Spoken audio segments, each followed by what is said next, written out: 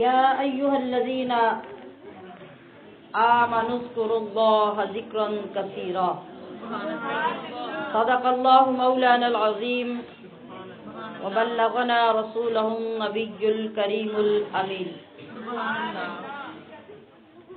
رب اشرح لي صدري ويسر لي أمري واحلل عقدة من لساني يفقهوا قولي سبحانك لا علم لنا إلا ما علمتنا إنك أنت العليم الحكيم إن الله وملائكته يصلون على النبي يا أيها الذين آمنوا صلوا عليه وسلموا تسلیما.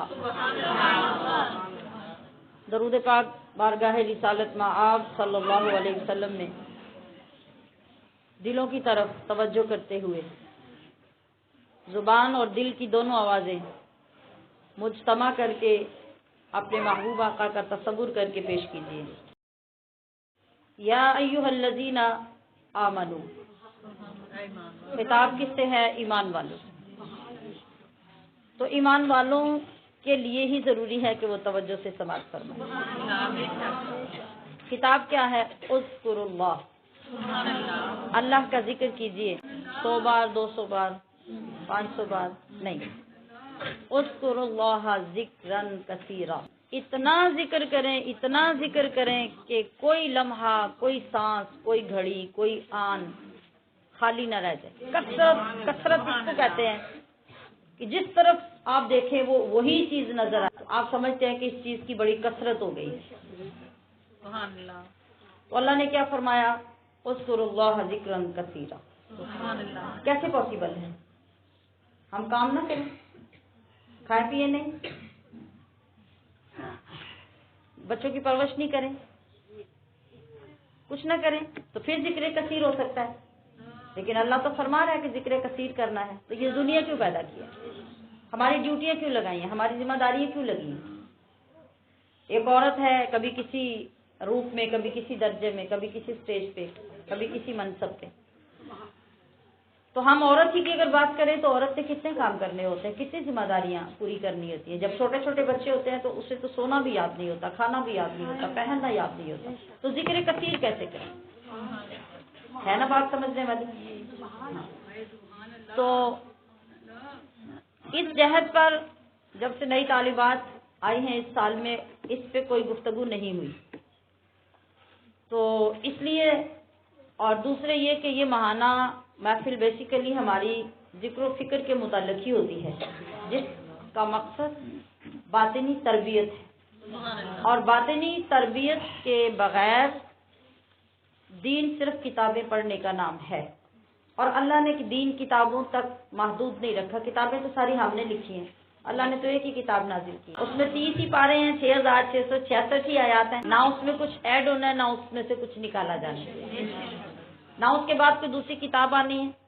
1450 سال اب گزر گئے ہیں اور نہ جانے ابھی آگے کتنے گزرنے ہیں. کتاب یہی رہے گی، دین سارا اس کے اندر بند ہے.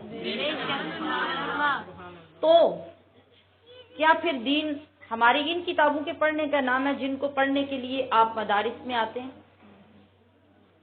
اللہ پاک نے ہمیں دین سیکھنے کا حکم دیا ہے، قرآن سیکھنے کا حکم دیا ہے. تو سیکھنے اور پڑھنے میں بڑا فرق ہوتا ہے، سمجھتے ہیں آپ؟ تو اب ان دو چیزوں کو لے کر آگے چلتے ہیں اور آپ سمجھیں گے کہ ذکر کثیر کیسے پاسبل ہے. اس عقیدے کو بھی حاضر رکھیے کہ کبھی بھی کوئی سمجھدار انسان یا کوئی حکمت والا شخص، حکیم، ایک حکیم تو ہوتا ہے نا جس کا مطلب ہوتا ہے لوگوں کا جو علاج کرتا ہے، دوائیاں دیتا ہے. ایک حکیم وہ ہوتا ہے جو ہر بات حکمت سے کرتا ہے. حکمت مین دانائی، ٹھیک ہے؟ فعل الحکیم لا یخلو عن الحکمہ، حکیم کا کوئی کام حکمت سے خالی نہیں ہوتا. جب عام بندے کو، جس کا کچھ باقی لوگوں سے اچھا سٹیٹس ہو، منصب اچھا ہو، تو اس کو زیب نہیں دیتا کہ وہ لا یعنی بات کرے. جس بات پہ عمل نہیں ہو سکتا وہ بات کرے. کیا اللہ سے توقع کی جا سکتی ہے کہ وہ قرآن میں ایسی بات لکھ دے گا جس پہ عمل کرنا ناممکن ہے؟ بولیے نہیں. تو اللہ نے کہا اذکروا اللہ ذکرا کثیرا، اللہ کا ذکر کثرت سے کرو، کثرت سے کرو، کثرت سے کرو.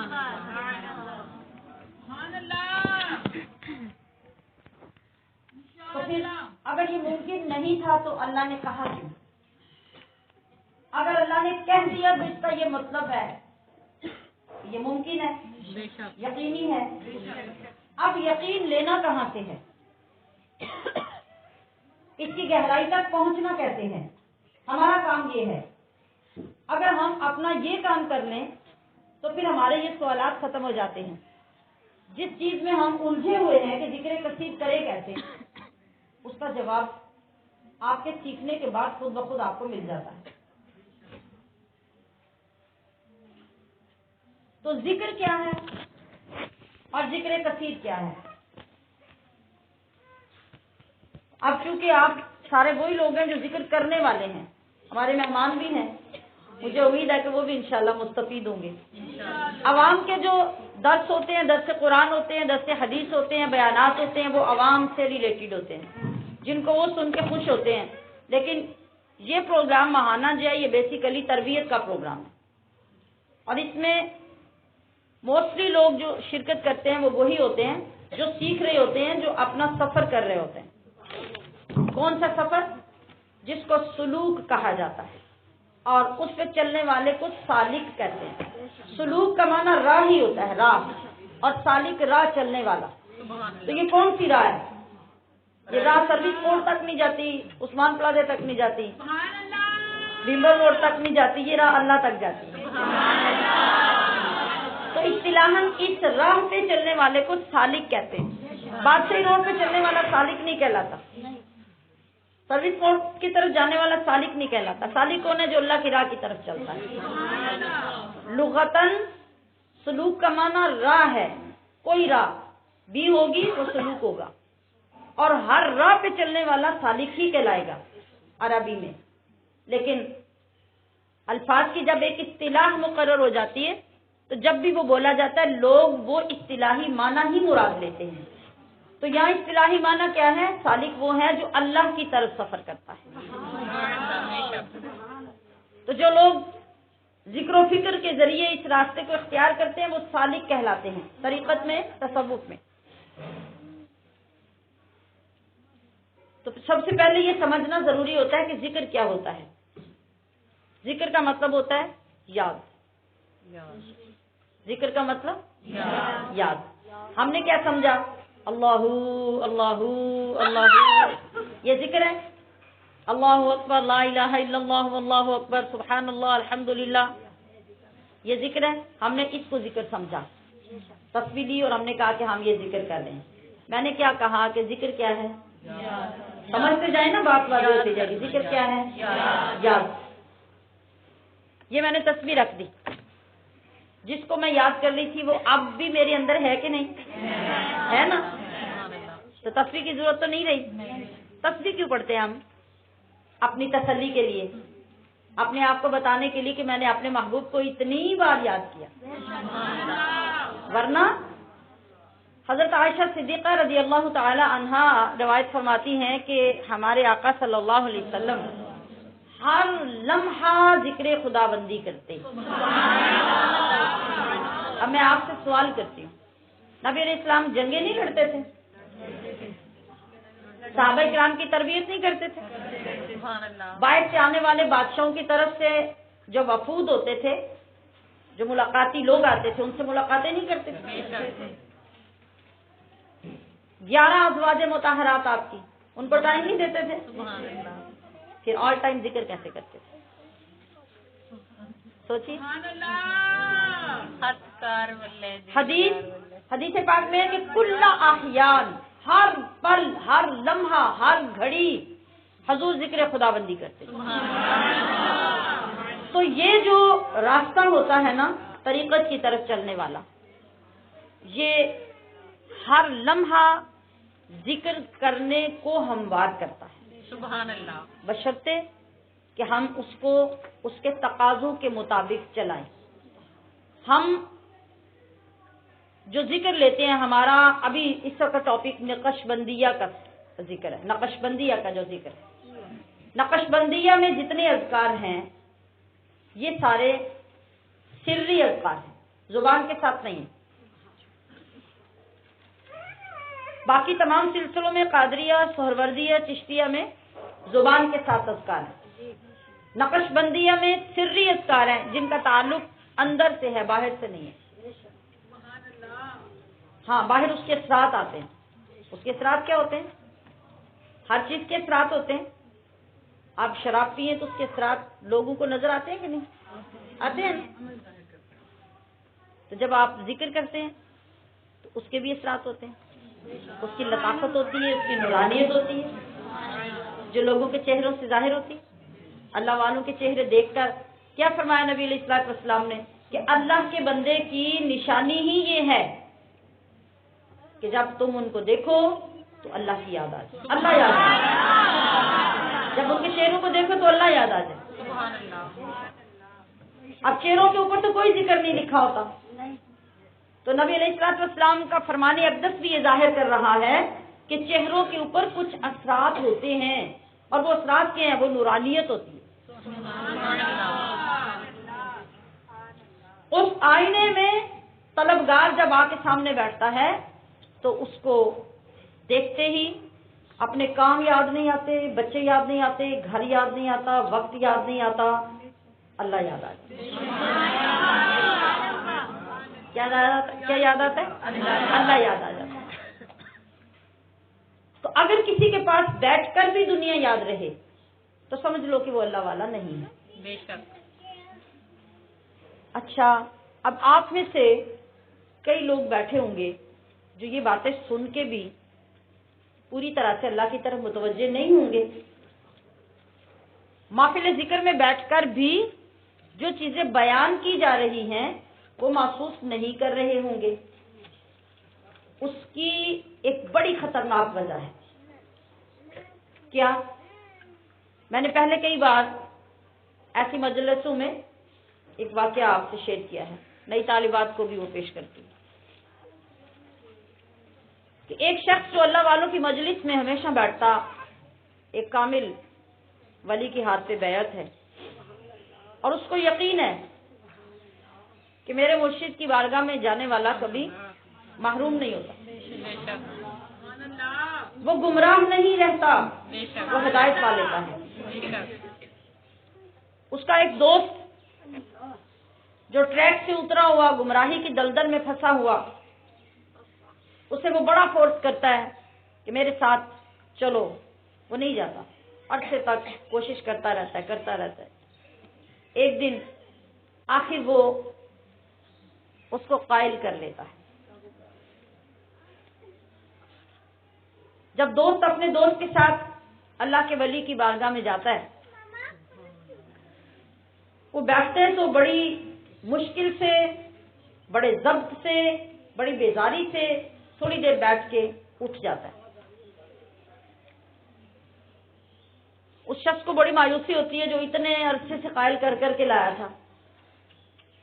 خیر، محفل کے اختتام پر یہ شخص بھی اٹھتا ہے، دوبارہ جا کے اپنے دوست سے ملتا ہے تو اس سے پوچھتا ہے کہ تم نے یہ کیا حرکت کی، تم نے میری بے عزتی کروائی کہ میں تمہیں لے کے گیا اور تم بڑی مجلس سے اٹھ کے آ گئے۔ اس نے کہا کہ میرے بس میں نہیں تھا،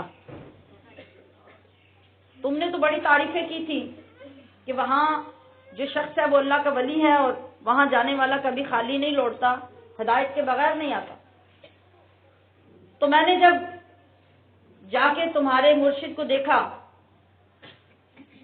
تو مجھے اس کرسی پہ بیٹھے ہوئے، اس مسند پہ بیٹھے ہوئے کوئی اللہ کا ولی، کوئی بندہ نظر نہیں آ رہا تھا، مجھے سور، خنزیر نظر آ رہا تھا۔ غور کیجئے، کیا کہا کہ مجھے وہاں بیٹھا ہوا خنزیر نظر آ رہا تھا۔ مرید بڑا پریشان ہوا، کیسی فیلنگ ہوگی اس کی، سوچئے ذرا۔ غصے میں بھی ہوگا اور شرمندگی میں بھی ہوگا کہ میں نے تو بہت تعریفیں کی تھی، تو یہاں کیا ہوا؟ اس نے پھر اس کی منت سماجت کر کے پھر اور عرصہ لگایا. اس نے کہا کہ تمہیں کوئی غلط فہمی ہوئی ہے، تم چلو. جب یہ واقعہ ہوا تو ادھر مرید نے اپنے مرشد سے یہ شیئر کر دیا کہ میں ایک بندے کو لایا تھا اور اس کے ساتھ تو یہ معاملہ ہوا. آپ مسکرا کے خاموش ہو گئے. آپ نے کہا کہ پھر کوشش کرو، اسے پھر لاؤ.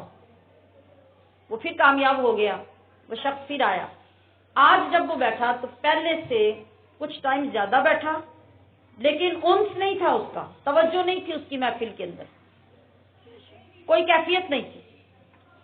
وہ کچھ دیر زیادہ بیٹھ کے پھر چلا گیا. پھر بڑی پریشانی ہوئی. حسب ثابت پھر وہ دوست اپنے دوست سے جا کے ملا. اس نے پوچھا کبھی آج تمہیں کیا ہوا؟ اس نے کہا کہ آج اس مسند پہ خنزیر نہیں تھا، آج وہاں کتا بیٹھا. پھر اس نے اپنے مرشد سے، اللہ کے ولی سے وہ ذکر کیا. اب تیسری مرتبہ اس نے جب پھر کوشش کی، وہ جیسے تیسے اس کو گھیر کے لے آیا. آج جب وہ آیا، آج اس کی آنکھوں سے آنسو جاری ہیں. آج وہ پوری رقت کی کیفیت میں پورا ٹائم مجلس میں بیٹھا ہوا ہے، اور جب مجلس ختم ہوئی تو اٹھ کے جا کے اللہ کے ولی کے قدموں پہ گرا، توبہ کی اور اپنا ہاتھ میں دے کے اللہ کے راستے کو اختیار کر لیا.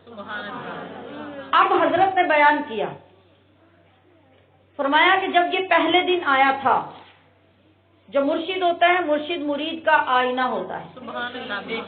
کس روح سے؟ آپ کہیں گے کس روح سے؟ کیا دلیل ہے؟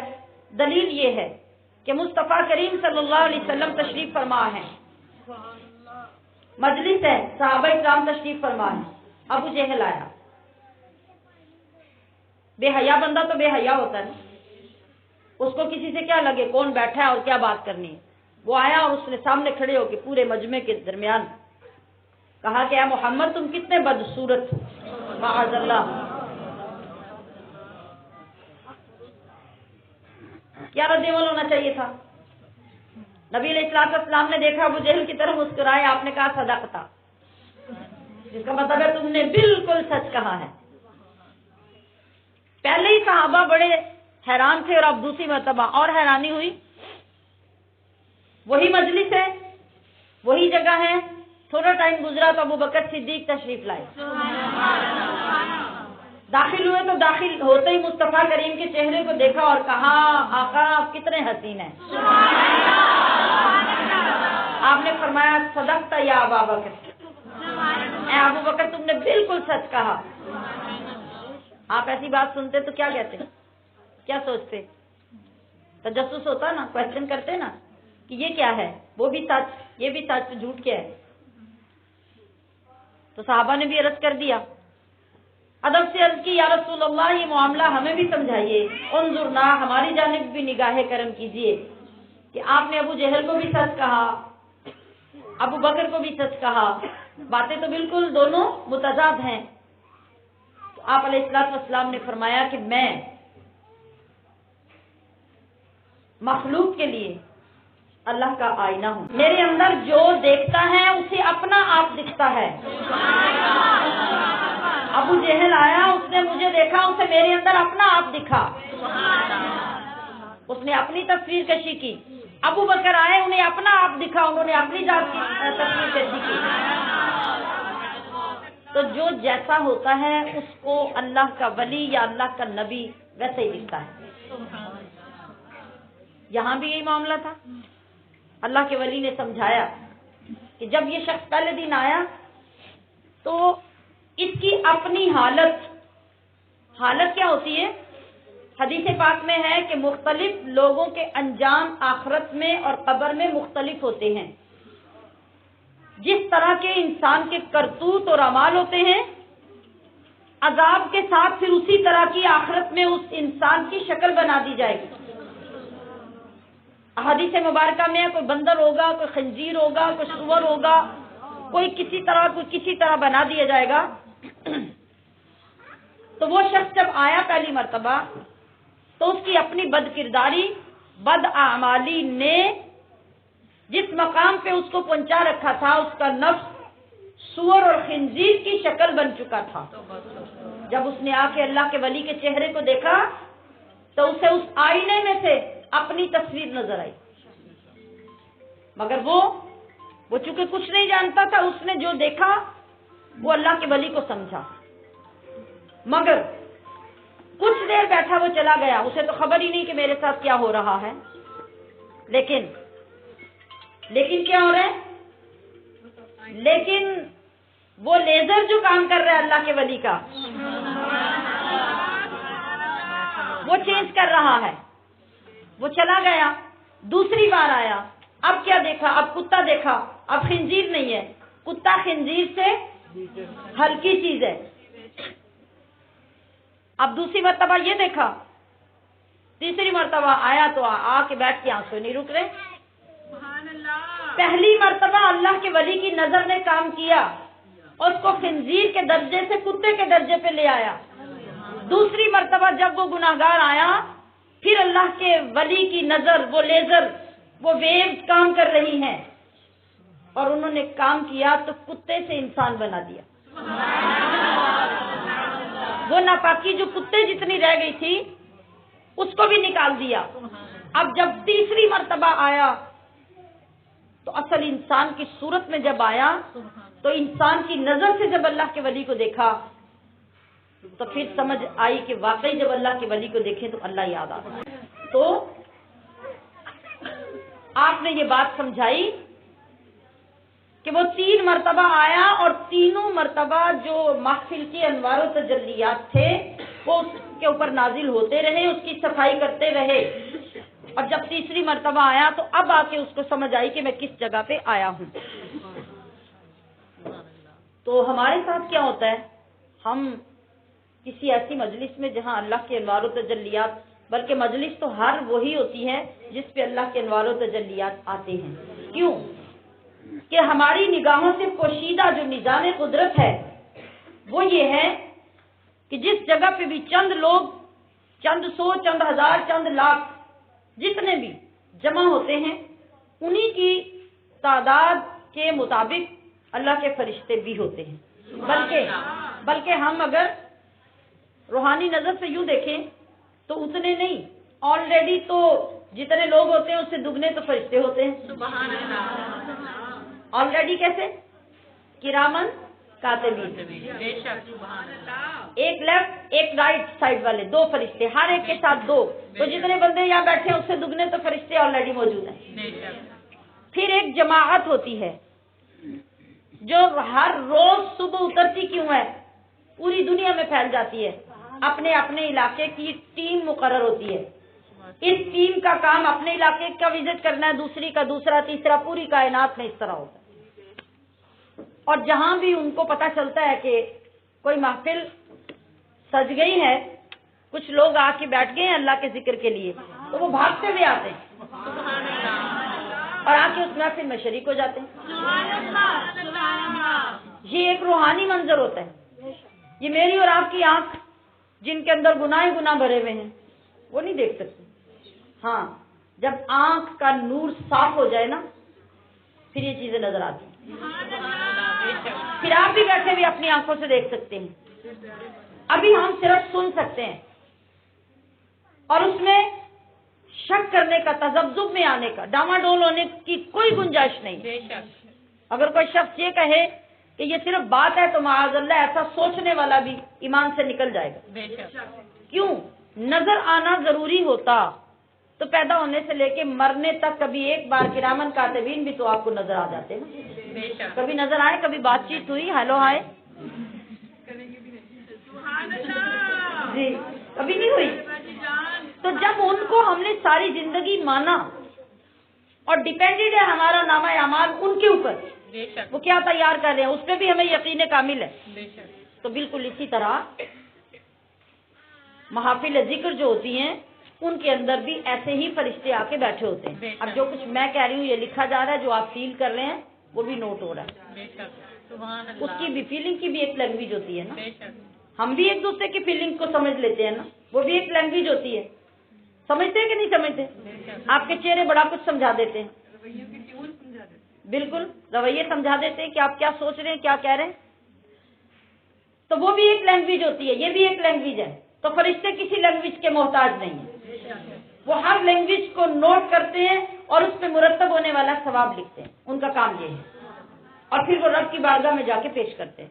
تو میں یہ عرض کر رہی ہوں کہ جس وقت ہم آتے ہیں ایسی محفلوں میں اور ہمیں کبھی ایسا لگتا ہے کہ پتہ نہیں لوگ جو ہر دفعہ آ جاتے ہیں یہاں پہ اتنی پابندی سے آتے ہیں، تو اتنا ٹائم ہم سے تو وہی بیٹھا نہیں جاتا.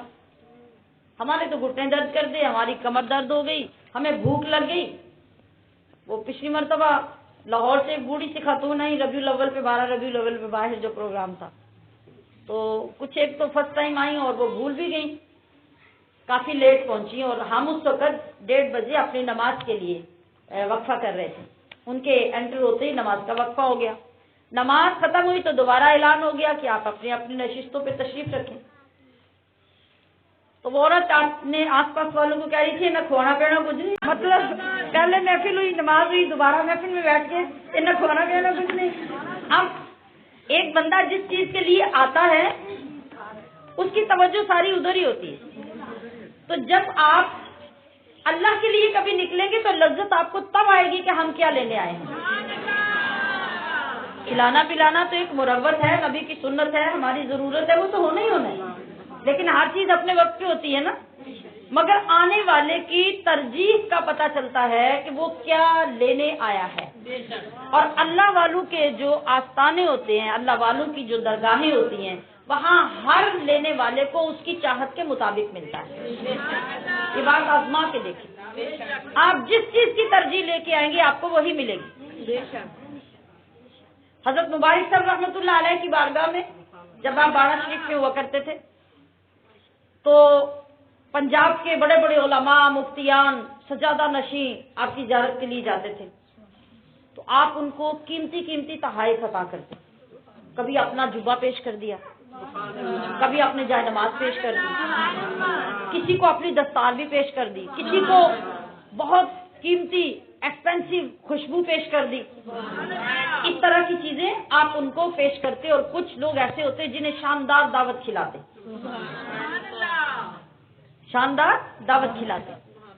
تو پھر آپ اپنے خلفاء میں جب بیٹھتے، جس طرح ابھی آپ ذاکرات سب بیٹھے ہیں اور آپ بات کو سمجھ سکتے ہیں، جب آپ اپنے خلفاء میں اور مریدین میں بیٹھتے تو آپ فرماتے کہ میں ہر آنے والے کو وہی دیتا ہوں جس کی خواہش لے کے وہ آتا ہے. تو اللہ کرے کہ ہمیں کسی ایسی مجلس میں نیک خواہش بھی اللہ عطا کر دے کہ ہم ایسی خواہش لے کے جائیں جس کے ملنے پہ ہمیں ساری زندگی فخر رہے. تو عرض میں یہ کر رہی ہوں کہ جب کسی کو ایسی مجلس میں بیٹھ کر وہ کچھ حاصل نہ ہو جو سن کے آیا ہو تو یہ واقعہ اس کی بہت زیادہ رہنمائی کرے گا. اس کا مطلب کیا ہوگا؟ اس کا مطلب ہوگا اپنی طرف نظر کرنا کہ میرا باطی نبی اس قابل ہی نہیں ہوا کہ میں سمجھ سکوں کہ یہ کیا ہو رہا ہے. اس وقت ہمیں یہ نہیں سوچنا چاہیے، یہ سوچ کے اور گناہ اپنے نامہ اعمال میں نہیں ڈالنا چاہیے کہ یہ کیا ہو رہا ہے. یہ وہ ہو رہا ہے جو آپ کے ساتھ بھی ہونا چاہیے. یہ وہ ہو رہا ہے جس کے لیے اللہ نے ہمیں پیدا کیا ہے. وَمَا خَلَقْتُ الْجِنَّ وَالْإِنسَ إِلَّا لِيَعْبُدُونِ. مفتیان نے، مقررین نے، خطباء نے بیٹھ کے ممبروں پہ بیان کیا. لوگوں نے کہا کہ اللہ فرما رہا ہے کہ میں نے انسان اور جن کو نہیں پیدا کیا مگر اس لیے کہ وہ میری عبادت کرے. اور عبادت ہم نے کیا سمجھا؟ وضو کرنا، فجر پڑھنا، ظہر پڑھنا، عصر پڑھنا، مغرب اور عشاء پڑھنا، دیٹس آل. یہ عبادت ہو گئی ہے. نہیں، مفسرین کرام نے لکھا ہے کہ لیعبدون کا معنی کیا ہے؟ لیعبدون ای لیعرفون. اس کا مطلب یہ ہے کہ لوگ مجھے پہچان لیں. میں نے جن اور انسان کو اس لیے پیدا کیا ہے کہ وہ میری معرفت حاصل کریں، وہ پہچانے مجھے کہ میں کون ہوں. اور عبادت کا مفہوم بھی یہ ہے کہ ہم جس کی عبادت کر رہے ہیں اس سے کوئی واقفیت تو ہو، اس سے کوئی تعلق تو ہو. کیوں ساری زندگی عبادت کریں گے جب پتہ ہی نہیں کہ کس کی عبادت کر رہے ہیں، کیوں کر رہے ہیں؟ تو ہر چیز کا مقصد سمجھنے کے لیے جب ہم کسی چیز کی طرف بڑھتے ہیں تو ہمارے لیے کامیابیاں ہی کامیابیاں ہوتی ہیں، راستے کشادہ ہوتے ہیں. اور جب ہمارا مطمع نظر کچھ نہیں ہوتا، ٹارگٹ کچھ نہیں ہوتا، منزل ہمارے سامنے نہیں ہوتی، تو بس ٹکرے مارنے کے سوا کچھ نہیں ہوتا. ہمارے بچے اسکولوں میں پڑھتے ہیں، اسکول سے کالج، کالج سے یونیورسٹی. ان سے پوچھیں آپ کیوں پڑھ رہے ہیں؟ کتنے بچے ہوں گے جو آپ کو بتائیں گے کہ میری منزل کیا ہے؟ پڑھ رہے ہیں، بھی پڑھنا ہے اس لیے کہ 5 سال کا بچہ ہو گیا، اسکول کیوں نہیں جا رہا؟ گویا کہ اس کے لیے ضروری ہے کہ وہ اسکول جائے. پیسہ ہے، سورسز ہے، اسٹیٹس ہے، میٹرک کر لیے تو یہاں کیوں بیٹھے رہنا؟ چلو آگے کالج جاؤ، کالج جا کے پڑھو. آپ ہزاروں لاکھوں اسٹوڈنٹس کا اجتماع کریں، ان کو کھڑا کریں، باری باری پوچھیں آپ تعلیم حاصل کیوں کر رہے ہیں، آپ کیوں کر رہے ہیں، آپ کیوں کر رہے ہیں؟ کتنے لوگ اٹھیں گے جو آپ کو بتا سکیں گے کہ میرے تعلیم حاصل کرنے کا مقصد کیا ہے؟ اور بتانے والا کوئی بھی مطلب اگر بتائے تو در حقیقت تعلیم کا مقصد کیا ہے جس کی طرف ہماری توجہ دلائی گئی، یعنی علم کا مقصد کیا ہے؟ ہر تعلیم علم ہوتا ہے نا. کسی بھی شعبے میں، کسی بھی فیلڈ میں آپ جب آگے بڑھتے ہیں، جس چیز کو بھی آپ پڑھ رہے ہیں، تھیوری پڑھ رہے ہیں، وہ پریکٹیکل کر رہے ہیں، وہ علم ہی آ رہا ہے نا آپ کے پاس. تو علم کا مقصد کیا ہے؟ آپ کو علم کے لیے کیوں تیار کیا جاتا ہے، کیوں فورس کیا جاتا ہے؟ اس لیے کہ آپ کا منصب ہی یہ ہے کہ آپ کو صاحب علم ہونا چاہیے. آپ انسان ہیں، آپ کو اشرف المخلوقات کیوں بنایا گیا ہے؟ اس لیے کہ آپ کسی فرشتے کی اولاد نہیں، آپ آدم کی اولاد ہیں. اور آدم کی شان کیوں ہے، آدم کی فضیلت کیوں ہے؟ وَعَلَّمَ آدَمَ الْأَسْمَاءَ كُلَّهَا، کہ اللہ نے پوری کائنات میں قیامت تک بننے والی اشیاء کا علم آدم کو عطا کر دیا. تو یہ علم باعث بنا اس فضیلت کا جس کے پیش نظر اللہ نے سارے فرشتوں سے کہا کہ آدم کو صدقہ کرو. فرشتوں سے افضل ہے انسان ہونا، مگر اس میں پڑتی ہے محنت زیادہ. سب سے پہلا بنیادی مقصد تو یہ ہوا کہ علم ہمارے لیے فریضہ ہے، ہمارا منصب ہے. علم کے بغیر انسان انسان ہی نہیں ہے. اگر حیوان اور انسان میں ایک درجے کا فرق ہے تو وہ علم کا فرق ہے. اظہار معافی ضمیر کا فرق ہے. جانور اظہار معافی ضمیر نہیں کر سکتا اور انسان اپنے علم کی بنا پہ اظہار معافی ضمیر کر لیتا ہے. اس لیے یہ افضل ہے. تو ہمیں اس چیز کا پتہ ہی نہیں ہوتا کہ ہم یہ کیوں کر رہے ہیں. اگر بہت سے لوگوں کو ایک طرف دیکھیں گے تو وہ اس لیے کہہ رہے ہیں کہ بھی اتنا پڑھایا، اتنا لکھایا، اتنے ڈپلوماز کروائے، مگر ہماری بچی، ہمارا بچہ فارغ بیٹھے ہوئے، کوئی نوکری نہیں ہے. اب کیا پتا چلا کہ ان کا مطمع نظر کیا تھا، ان کی منزل کیا تھی تعلیم کی؟ نوکری. تو نوکری نہیں ملی تو انہیں افسوس ہو رہا ہے کہ ہم نے کروڑوں روپے کیوں لگائے، حالانکہ اس کا مطمع نظر انسان بننا تھا، کچھ الگ سے سیکھنا تھا، اپنا ایک مقام پیدا کرنا تھا. یہ الگ بات ہے کہ اصل علم قرآن، حدیث، اللہ اور اس کے رسول کی معرفت کا علم ہے. یہ جتنے علوم ہم دنیا میں رہنے کے لیے سیکھتے ہیں یہ جزئیات ہیں، یہ ہماری دنیا کی ضرورت ہے. ہمیں اس لیے سیکھنا ہے کہ جب تک ہم نے دنیا میں رہنا ہے ہم ایک اچھا مقام پیدا کر کے رہیں. ان کا سیکھنا بیکار نہیں ہے، لیکن کس کا مقام کیا ہے ہمیں اس کا تعین کرنا بھی ضروری ہے. ہماری جتنی ڈگریز، ہمارے جتنے ڈپلوماز، جتنے سرٹیفکیٹ، جو کچھ بھی ہم نے سیکھا، دنیا میں ہمارا اچھا اسٹیٹس بن گیا، ہمارا مقام بن گیا، ویلیو بن گئی. کسی اس میں ہم کسی کلچر میں بیٹھے، لوگوں کے اجتماع میں بیٹھے، ہم لوگوں میں نمایاں ہوئے، بہت اچھا ہے، آپ نے یہ محنت کی، بہت اچھا کیا، آپ کو کرنا چاہیے تھا. جب انسان جیے تو عزت سے جیے، مرے تو ایمان سے مرے، یہ اس کا مطمع نظر ہونا چاہیے. لیکن مقصد یہ ہے کہ ایک چیز وہ ہے جس کا آپ کو سیکھنا اس لیے ضروری ہے کہ مرتے دم تک وہ آپ کے ساتھ رہے اور آپ کی عزت میں اضافہ کرے. دوسری وہ چیز ہے جس کا سیکھنا آپ کے لیے اس لیے ضروری ہے کہ وہ دنیا میں بھی آپ کو عزت عطا کرتی ہے اور دنیا کے بعد زمین کے نیچے جانے سے آپ کی وجہ سے زمین کو روشن کر دے. ایک چیز کی عمر کتنی ہوئی، دوسری کی کتنی ہوئی؟ اللہ اور اس کے رسول کی معرفت کا جو علم ہے اس کی زندگی کتنی ہے؟ اس کو موت ہی نہیں ہے۔ اور جو دنیاوی علوم ہم سیکھتے پڑھتے ہیں ان کی زندگی کتنی ہے؟ ہماری سانس بند ہونے تک۔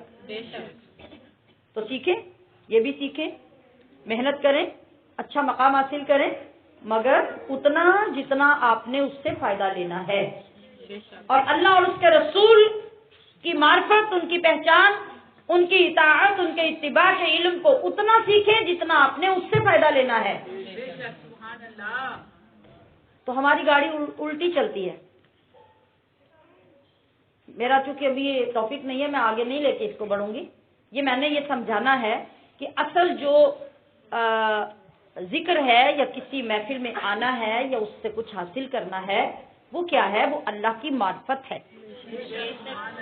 عبادت کا اصل مقصد بھی اللہ کی معرفت ہے۔ تو ساری زندگی ہم نے تہجد بھی پڑھی، نماز بھی پڑھی، حفظ بھی کر لیا، تلاوت بھی کرتے رہے، اور اللہ کا ایک بار زندگی میں پتہ نہ چلا کہ اللہ کون ہے، کہاں ہے، کیا ہے، تو پھر اس عبادت کا ہمیں فائدہ بھی اتنا ہی ہوگا جتنی ہمیں اس سے ترقی حاصل ہوئی۔ تو جس وقت ہم ابتداءً کسی ایسی محفل میں بیٹھتے ہیں تو ساری چیزیں ہمارے اوپر سے گزر جاتی ہیں، اور بسا اوقات کچھ چیزیں ہمیں اچھی بھی نہیں لگتی۔ کیوں؟ ہم اس کی عادی نہیں ہوتے۔ ہماری زندگی میں ان چیزوں سے کوئی لین دین نہیں ہوتا، اور کبھی کبھار جب کسی ایسی جگہ پہ چلے جاتے ہیں تو وہ ہمیں بڑی عجیب لگتی ہے، اور وہ عجیب بھی اسی لیے لگتی ہے کہ اس کو انڈرسٹینڈ کروانے کا اہتمام کم کیا جاتا ہے، دکھایا زیادہ جاتا ہے لوگوں کو، سمجھایا کم جاتا ہے۔ میں سمجھتی ہوں کہ اگر ایک ایمان والا، اس کے اندر رتی بھر بھی ایمان ہے، اگر وہ چند مرتبہ بیٹھ کر کسی چیز کو سیکھنے اور سمجھنے کی کوشش کرتا ہے تو بڑے پردے ہٹ جاتے ہیں، بہت ساری چیزیں اسی سمجھ میں آ جاتی۔ لیکن پرابلم کیا ہے؟ پرابلم یہ ہے کہ اگر کوئی بندہ کسی چیز کو پیش کر رہا ہے تو پیش کرنے سے پہلے یا پیش کرنے کے بعد اس کو خود ان ساری چیزوں کا ادراک بھی ہونا چاہیے کہ وہ بیٹھے ہوئے لوگوں کے چہروں کو پڑھ سکے کہ انہیں کس چیز کی ضرورت ہے، انہیں سمجھانا کیا ہے اور انہیں مطمئن کیسے کرنا ہے۔ اگر وہ یہ نہیں کر سکتا تو لوگوں کے سامنے اسے شو آف کرنے کی اجازت نہیں ہے، وہ خود کرے جو کرنا ہے، لوگوں کو بٹھا کے لوگوں کو انتشار میں نہ ڈالے، لوگوں کو فتنے میں نہ ڈالے، اور اگر لوگوں کو جمع کر کے کچھ کرنا ہے تو پھر پہلے اپنی اتنی اہلیت پیدا کرے کہ جو کر رہا ہے اس کو جسٹیفائی کر سکے، اور اپنی باتوں سے نہیں، قرآن و حدیث سے، دلائل سے۔ تو میں نے عرض کیا کہ جو ذکر ہم کرتے ہیں اور آغاز کیا تھا، اذکروا اللہ ذکرا کثیرا، کثرت سے ذکر کریں، اور ہمارے لیے یہ پاسبل نہیں ہے تو اس کی دو صورتیں ہیں۔ ہم جو کثرت سے ذکر کر سکتے، اس کی ایک صورت یہ ہے کہ ذکر کا معنی آپ نے سمجھا کیا ہے؟ کیا عرض کیا میں نے؟ سب بولیں یاد۔ اگر میں آپ سے پوچھوں یہاں بیٹھے ہوئے اس وقت اس گفتگو کے دوران آپ کسی کو یاد کر رہے ہیں تو غلط ہوگا کہ نہیں؟ کوئی نہ کوئی تو یاد آ رہا ہوگا نا۔ ابھی آپ نے ٹائم دیکھا، آپ نے کچھ کو یاد آیا تو آپ نے ٹائم دیکھا، ہاں آپ دیکھیں۔ اچھا، اب آپ کیا کر رہے ہیں؟ آپ محفل میں بیٹھے ہیں، آپ کو کسی چیز نے بچوں کی یاد سے روکا نہیں، وہ جاری ہے، محفل بھی جاری ہے، یاد بھی جاری ہے۔ تو کیا ہی عجب ہو کہ بالکل اسی طرح ہم برتن دھو رہے ہوں تو رب کی یاد آ رہی ہو، ہم جھاڑو پھیر رہے ہوں تو رب کی یاد آ رہی ہو، ہم جاب میں اپنے آفس میں بیٹھے ہوئے ہوں تو ہمیں اپنے رب اور رسول کی یاد آ رہی ہو،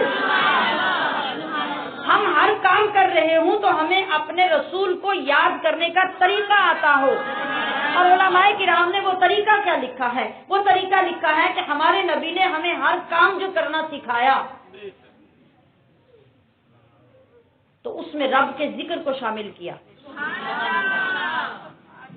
نبی نے ہمیں یہاں تک سکھایا کہ یہ پڑی ہوئی چیز کو آپ نے اٹھانا ہے تو اس کی طرف توجہ کرنے سے پہلے بسم اللہ پڑھ لو۔ بسم اللہ کیا ہے؟ کس کا ذکر ہے؟ ہو گیا کہ نہیں؟ آپ نے پانی پینے کا ارادہ کیا ہے تو ہاتھ بڑھانے سے پہلے بسم اللہ پڑھ لو۔ پانی پی لیا تو اس کو مکمل کرنے کے بعد الحمدللہ کہہ لو۔ ذکر چل رہا ہے کہ نہیں؟ چل رہا ہے. کام ہو رہے ہیں کہ نہیں؟ کل احیان، ہر لمحہ، ہر گھڑی کا مصداق بنے کہ نہ بنے؟ طریقہ کیا ہوگا؟ ہمیں اپنے آئیڈیلز بدلنے ہوں گے، اپنی توجہات بدلنی ہوں گی. ہم تو یہاں تک بھی دیکھتے ہیں کہ ہمارے گھر کی ایک خاتون کچن میں کام کر رہی ہے، وہ روٹیاں بھی پکا رہی ہے، آٹا بھی گوندھ رہی ہے، سالن بھی بنا رہی ہے، برتن بھی رکھ رہی ہے، مگر ہانڈی ادھر ہے اور ادھر ٹی وی لگا ہوا ہے، ایک نظر ادھر، ایک ادھر، ایک ادھر، ایک ادھر چل رہی ہوتی ہے. چل رہی ہوتی ہے کہ نہیں؟ اور خاص طور پہ جب ڈرامہ سیریل چل رہا ہو تو پھر تو سوال ہی پیدا نہیں ہوتا کہ وہ مس ہو جائے. کام بھی چلے گا، قسط بھی دیکھی جا رہی ہوگی. پریکٹیکلی یہ بات ثابت ہو گئی کہ ہم ایٹ اے ٹائم کئی کام کر سکتے ہیں. ہمیں یاد کرنے سے کوئی نہیں روک سکتا. تو یاد کرنے کے کیا طریقے ہیں؟ ایک میں نے عرض کیا کہ آپ کے دل میں دھیان ہونا، کسی کا توجہ ہونا. اور وہ کب ہوتا ہے؟ جب کسی چیز کی پرائرٹی آپ کے اندر آ جاتی ہے تو کچھ بھی ہو جائے وہ آپ کو بھولتا نہیں ہے. دوسرے، آپ اپنی ادائیں ایسی بنا لیں،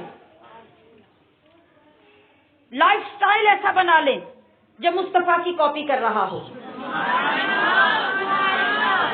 تو جب آپ ہر چیز میں یہ خیال رکھیں گے کہ میں نے یہ کام کرنا ہے، تو پھر اس کو سطحی طور پر کرنے کی عادت نہیں بنائیں. یعنی آپ کو عادت پڑ گئی، بسم اللہ الرحمن الرحیم، پانی پیا، نیچے رکھا الحمدللہ، لیکن اندر یہ خیال نہیں آیا کہ میں نے الحمدللہ کیوں کہا، میں نے بسم اللہ کیوں پڑھا. کھانا کھانے سے پہلے بسم اللہ پڑھ لیں، غلطی ہو گئی، نہیں پڑھا تو نبی نے چھوڑا نہیں آپ کو. وہ ایسے لجپال محبوب ہیں، انہوں نے آپ کو چھوڑا نہیں. انہوں نے کہا نہیں کہ تیرا نقصان ہو گیا، کہا نہیں میں ہوں نا. محبوب نے فرمایا کہ میں ہوں نا. اگر آغاز میں تجھے میرا نام لینا، میرے رب کا نام لینا بھول گیا، بسم اللہ پڑھنا بھول گیا، تو کیا کر، درمیان میں جب بھی یاد آ جائے بسم اللہ اولہ و آخرہ.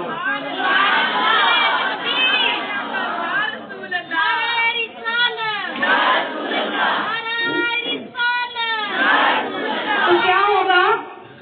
آپ ریکوری کر لیں گے. اختتام کریں تو بھی، چلیں تو بھی. گھر میں داخل ہوں تو سنت موجود ہے، باہر نکلیں سنت موجود ہے، واش روم میں جائیں سنت موجود ہے، باہر نکلیں وضو کریں سنت موجود ہے، اختتام کریں سنت موجود ہے.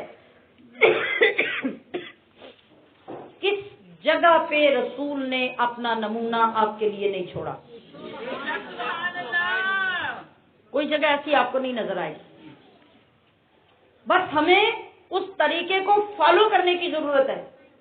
دل میں یاد اپنے نبی کی جب بسا لیں گے تو پھر ہر چیز کو چھوتے ہوئے، رکھتے، اٹھاتے، بات کرتے. ہمارے آقا صلی اللہ علیہ وسلم نے فرمایا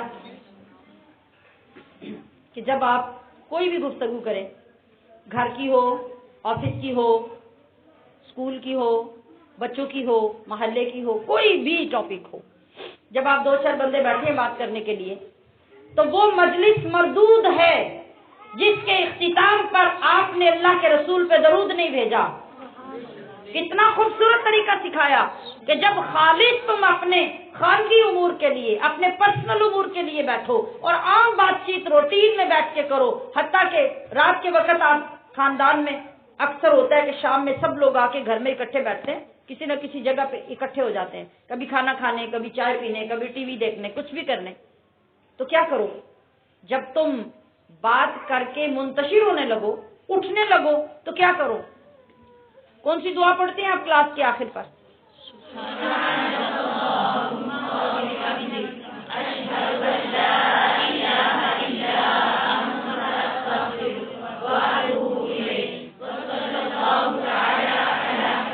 جی، آپ نے اللہ کا ذکر کیا، استغفار کیا، نبی پہ آخر پہ درود پڑھا، کیا ہوا؟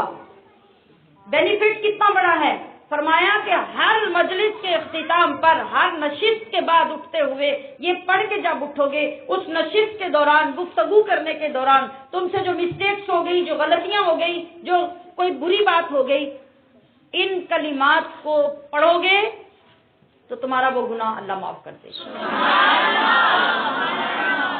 اچھا، اب یہاں میرا سوال یہ ہے کہ آپ نے اشہد ان لا الہ الا انت استغفرک و اتوب الیک تو پڑھا، لیکن آپ کی توجہ ایک بار بھی نہ گئی کہ میں کیا کہہ رہی ہوں۔ احساس تو پیدا نہیں ہوا نا، سوری کرنے کا احساس تو پیدا نہیں ہوا نا۔ یہ الفاظ سوری کے ہیں کہ یا اللہ اگر نادانستہ طور پر یا دانستہ طور پر اس گفتگو کے دوران کسی کی غیبت ہو گئی، کسی کا گلہ ہو گیا، میں نے کسی کی بدخواہی چاہی، یا میں نے کسی کو غلط بات کہہ دی، یا لا یعنی بات میرے منہ سے نکلی، تو اشہد ان لا الہ الا انت، مجھے توجہ کرنی ہے اپنے رب کی طرف کہ اللہ میں گواہی دیتی ہوں کہ تیرے سوا کوئی نہیں۔ اور استغفرو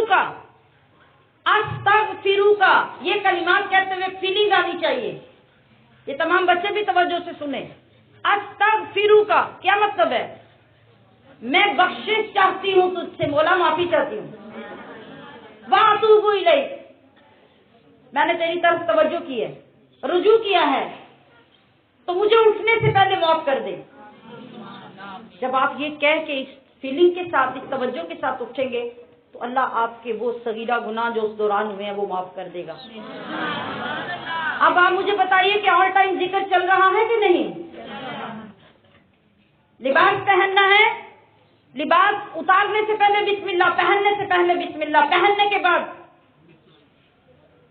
کیا پڑھیں گے آپ؟ لباس پہننے کے بعد کیا پڑھیں گے؟ الحمدللہ الذی کسانی ھذا ورزقنی من غیر حول منی ولا قوہ۔ اب آپ نے اگر طوطے کی طرح پڑھ لیا تو کوئی فائدہ نہیں، آپ کو پتا بھی تو ہونا چاہیے میں کیا کہہ رہی ہوں۔ آپ تو اللہ سے اپنا تعلق جوڑ رہے ہیں لباس پہن کر بھی۔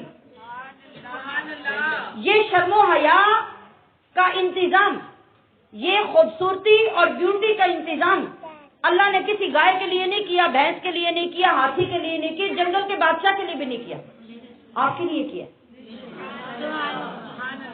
دو مقصد ہے آپ کے لباس کے، ایک خوبصورتی، ایک ستر یعنی حیا، اور یہ دونوں چیزیں اللہ نے آپ کو عطا فرمائی ہیں، تو شکر نہیں بنتا؟ بولیے نا، شکر نہیں بنتا؟ تو ہم جب کہیں گے الحمدللہ الذی کسانی ھذا، تو کیا تصور چاہیے ہوگا؟ تصور یہ چاہیے ہوگا کہ تمام تعریفیں اس ذات کے لیے جس نے مجھے یہ پہنایا۔ اب آپ کا اشارہ، آپ کی توجہ اپنے لباس کی طرف، یہ پہنایا، وَرَزَقَنِیہِ، اور یہ جو اس نے مجھے عطا کیا ہے۔ کبھی ہم 2000 کا، کبھی 10,000 کا، کبھی 20,000 کا لباس پہنے بیٹھے ہوتے ہیں، وَرَزَقَنِیہِ، یہ جو اللہ نے مجھے دیا ہے، میرے اندر تو استطاعت نہیں تھی، من غیر حول منی ولا قوہ، بغیر میری طاقت کے، بغیر میری کوشش کے اللہ نے اپنے کرم سے یہ مجھے عطا کیا۔ اچھا، اب اس دعا کا فائدہ کب ہوگا؟ جب ہمیں اس کے معانی کی طرف توجہ ہوگی، تو مزہ آئے گا نا، تو مزہ آئے گا نا کہ ہم ہر چیز میں اپنے رب سے جڑے ہوئے ہیں، ذکر چل رہا ہے۔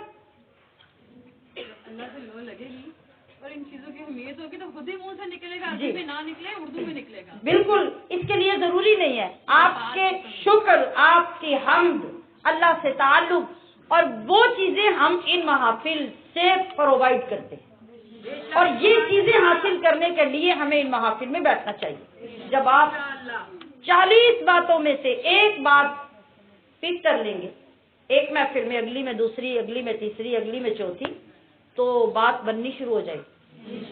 اب کیا ہوگا کہ فطری طور پر جب انسان کو پروفٹ ہوتا ہے نا کسی چیز سے، تو وہ کیا کرتا ہے؟ وہ چاہتا ہے کہ میں اپنا کاروبار بڑھاؤں، حوصلہ افزائی ہوتی ہے نا، حوصلہ افزائی ہوتی ہے، کوشش، خوشی، لگاؤ، یہ سب چیزیں پیدا ہوتی ہیں. تو جس وقت آپ ایک چیز رٹا لگا کے نہیں سمجھ کر اپنا لیں گے تو کیا ہوگا؟ اس کے ذریعے سے اللہ آپ کو ہدایت کی طرف بڑھا دے گا. آپ کو ایک خوشی ہوگی، آپ کو اس ملنے والے اجر پر یقین کامل ہو جائے گا، اور پھر آپ چاہیں گے کہ اب کی بار میں کچھ نیا سیکھوں. ایک شخص نبی علیہ السلام کی بارگاہ میں آئے، انہوں نے آ کے عرض کی، یا رسول اللہ، یہ شخص 3 نمازیں پڑھتا ہے، بس 5 نمازیں پوری نہیں کرتا. آپ نے ارشاد فرمایا کہ انشاءاللہ اس کی یہ 3 نمازیں اس کو 5 وقت کا نمازی بنا دیں گے. کیا مطلب؟ کہ جب کوئی تھوڑا اچھا کام کر رہا ہے تو اس کو ڈس ہارٹ نہیں کرو، اس کو سمجھاؤ، حوصلہ افزائی کرو، مزید آگے کرنے کے بینیفٹس بتاؤ اور اس کے لیے دعا کرو. ایک وقت آئے گا کہ اس کی وہ کمی بھی پوری ہو جائے گی. یعنی ہماری سوچ کے 2 رخ ہوتے ہیں، اور حکمت عملی جب تک اختیار نہ کی جائے اس وقت تک ہم فوائد حاصل نہیں کر سکتے. اگر آپ یہ چاہتے ہیں کہ نیکی، اچھائی، اللہ کا ذکر، اللہ کی یاد پھیلتی چلی جائے، ہمارے تک محدود نہ رہے، تو پھر پازیٹیو ویگ کے ذریعے چلو. اور وہ کیا ہے؟ یہ دیکھیے، یہ گلاس ہے، اس کے اندر کیا ہے؟ پانی. کتنا پانی ہے؟ آدھے سے تھوڑا سا زیادہ. ٹھیک ہے. اچھا، اب آپ اس کو 2 طرح سے دیکھ سکتے ہیں. کس طرح؟ ایک، آپ یہ دیکھیں گے کہ یہ گلاس بھرا ہوا نہیں ہے، یہ عیب ہے، یہ ناقص طریقہ ہے. دوسرا طریقہ کہ آپ کہیں گے کہ اس گلاس میں 2 حصے پانی ہے. پہلے آپ نے نہیں کو دیکھا، اب آپ نے ہے کو دیکھا. جب آپ نے ہے کو دیکھا تو اگر ایک بندہ سخت پیاسا ہو تو اس کے لیے یہ 2 حصے گلاس بھرا ہوا کم ہے. اور جس نے ہر چیز کی ناشکری کرنی ہے وہ کہے گا لے جو گھر بھر کے جا کے گلاس لاؤ، میں نہیں اس کو مانتی. اگر پی لیتا تو فائدہ ہوتا نا. تو دیکھنے کے 2 انداز ہوتے ہیں ہمارے پیارے آقا صلی اللہ علیہ وسلم نے بھی ہمیں یہی ارشاد فرمایا کہ جب دیکھنے لگو، آپ نے میاں بیوی کے نباہ کے لیے جو خوبصورت انداز سکھایا نا بندو کو، آپ نے فرمایا کہ اگر تمہیں تمہاری بیوی پسند نہیں ہے، اس کے اندر یہ برائی بھی ہے، یہ برائی بھی ہے، تو کبھی اکیلے بیٹھ کے سوچو اس میں کوئی اچھائی بھی تو ہوگی، کوئی اچھائی بھی تو ہوگی. تو تم اگر آگے بڑھنا چاہتے ہو تو وہ برائیاں اگنور کر کے اس کی اس اچھائی کو بار بار یاد کرنا شروع کر دو، قصدن کوشش کے ساتھ اس کو یاد کرو کہ میری بیوی میں یہ بات اچھی ہے. جب کسی سے بیان کرو تو بتاؤ لوگوں کو کہ یہ بات میری بیوی کے اندر اچھی ہے. تو کیا ہوگا؟ خود بخود تمہارا معیار تبدیل ہو جائے گا اور خود بخود تمہیں اپنی بیوی سے انس ہونے لگ جائے گا. ایک طریقہ. دوسرا طریقہ قرآن نے فرمایا کہ اگر تمہیں تمہاری بیوی پسند نہیں بھی ہے تو جو اس کی وجہ سے اللہ نے تمہیں اولاد دی ہے نا، اس کو دیکھ کے اللہ کا شکر کرو کہ یہ اولاد بھی تو تمہیں اسی بیوی کی وجہ سے ملی ہے. سوچنے کا مثبت پازیٹیو رخ ہمیں اسلام سکھاتا ہے. اور جب اس چیزوں کو اس انداز سے ہم سیکھنے لگ جاتے ہیں کہ جو چیز ہمارے اندر کم ہوتی ہے وہ ہمارے اپنے کم علم کی وجہ سے، کم عقلی کی وجہ سے اور ہماری برائیوں کی وجہ سے ہوتی ہے، اور جو ہمارے اندر اچھائی ہوتی ہے وہ اللہ کی طرف سے ہوتی ہے. تو ہمیں اللہ نے اگر تھوڑی چیز بھی عطا کی ہو، ہم اس کی قدر کرنے لگ جائیں، اللہ کو یاد کرنے، اس کا ذکر کرنے، اس کا شکر کرنے لگ جائے تو چیزوں میں اضافہ ہونا شروع ہو جاتا ہے. آپ اپنی پسند کا اعتبار کریں نا. آپ اگر دیکھیں کہ اگر خود سے کسی کے ساتھ آپ کو محبت ہو جائے، سمجھانے والا آپ کے پاس آ کے بیٹھ کے کہے گا کہ تم نے کیا پسند کیا، غور سے سنیے، تم نے کیا پسند کیا؟ ناک موٹی، ہونٹ موٹے، کالا رنگ، اتنی موٹی سی عورت، اتنی بھدی سی، تمہیں کیا پسند آیا؟ تو محبوب جب سوچے گا تو وہ کیا کرے گا؟ وہ کیا جواب دے گا؟ اب ان ساری برائیوں کے باوجود جو لوگ بیان کر رہے ہیں وہ دکھ بھی رہی ہیں، تو وہ تو اسی ایک چیز پہ فوکس کیے ہوئے ہے. اس نے اور تو کچھ نہیں دیکھا، اس نے اس کی آنکھیں دیکھی تھی.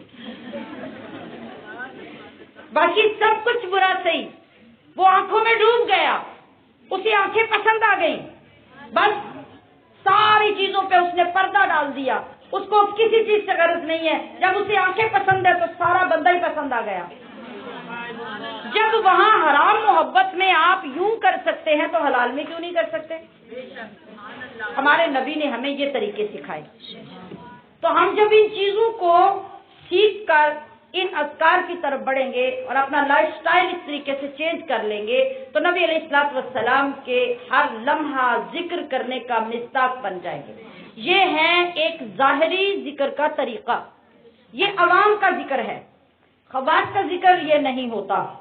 نبی علیہ الصلوۃ والسلام کے ذکر کرنے کا ایک اور جو طریقہ ہے، جو تمام ذکروں کی اصل ہے، وہ یہ نہیں ہے، وہ ذکر ہے جو ہمارے باطن کا ذکر ہوتا ہے، جس کے لیے اللہ تبارک و تعالیٰ نے ارشاد فرمایا کہ تمہارے بدن میں، تمہاری باڈی میں ایک پارٹ، ایک حصہ ایسا ہے جو تمہاری ساری باڈی کا شہنشاہ ہے، سردار ہے، بادشاہ ہے.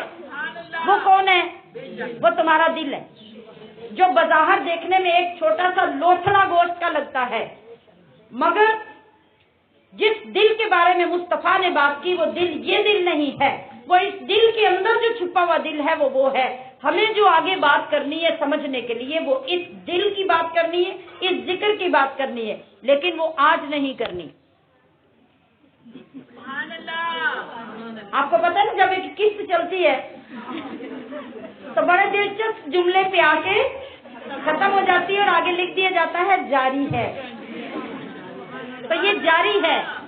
اگلے مہینے تک انتظار فرمائیں کہ اس کے بعد ہم نے اصل جو ذکر لینا ہے، اصل ذکر جو سمجھنا ہے، جو آٹومیٹیکلی ہمارے ساتھ رہے گا، جو کبھی ختم نہیں ہو سکتا. ہم مر بھی جائیں تو ہمارا دل نہیں مرے گا، ہم مر جائیں تو ہمارا ذکر ختم نہیں ہوگا، ہماری توجہ ختم نہیں ہوگی. وہ اصل چیز ہے جو ہمیں نہ کتابیں پڑھانے والے پڑھا سکتے ہیں، نہ کتابوں کے اندر سے مل سکتا ہے. وہ کہاں سے ملتا ہے؟ وہ لیزر سے ملتا ہے. آج ہمیں اللہ کے ولی کی نظر کو سمجھنا اس لیے آسان ہو گیا کہ آپ جب پہلے پتے کا آپریشن کرواتے تھے ستیہ ناش ہو جاتی، اور آج ڈاکٹر کہتا نہیں ہم اوپن سرجری نہیں کریں گے، ہم لیزر سے آپریشن کریں گے. آپ کو سمجھ آ جاتی ہے؟ آ جاتی ہے نا. 70 سال کی عورت بھی ہو جسے کسی بات کی سمجھ نہ ہو، سیدھا بولنا بھی نہ آئے، تو وہ کہے گی کہ وہ شعاواں نہ لسی کرایا آپریشن. تو وہ جو شعائیں لگ جاتی ہیں نا، ان کی آپ کو جو سمجھ آ جاتی ہے، یہ شعائیں انسان کی تخلیق ہے. اور جو شعائیں رب کریم اپنے ہیڈ آفس سے اپنے ولی کی نگاہوں کے اندر جمع کرتا ہے، اور وہ شعائیں جب سینہ چیر کر نور پیدا کرتی ہیں تو وہ اصل شعائیں ہوتی ہیں جو بندے کو رب سے ملا دیتی ہیں. تو بس انشاءاللہ العزیز اگلے مہینے میں ہم ان شعاؤں کو سمجھنے کی کوشش کریں گے اور وہ اصل ذکر سمجھیں گے. یہ آج اس کی بنیاد تھی، اور اس بنیاد میں تربیت کا یہ حصہ تھا. ان بچوں کے لیے بھی جو آ کے بیٹھے تھے اور ان کو میں نے اٹھا دیا تھا، یہ آپ کے دل کو صاف کرنے کا پہلا مرحلہ تھا. جی یہ بھی اس کا حصہ ہے. لہذا اپنی پوری تیاری کیجیے. انشاءاللہ اگلے مہینے میں ہم ان چیزوں کو آگے بڑھائیں گے اور اپنے دل اپنے رب کی بارگاہ میں پیش کریں گے. اللہ کریم ہماری اس تربیتی نشست کو ہم سب کے لیے نفع بخش بنائے، اور ہماری حاضری اور آپ سب کے آنے کو اپنی بارگاہ میں اللہ کریم قبول فرمائے. وما علیہ الا البلاغ المبین.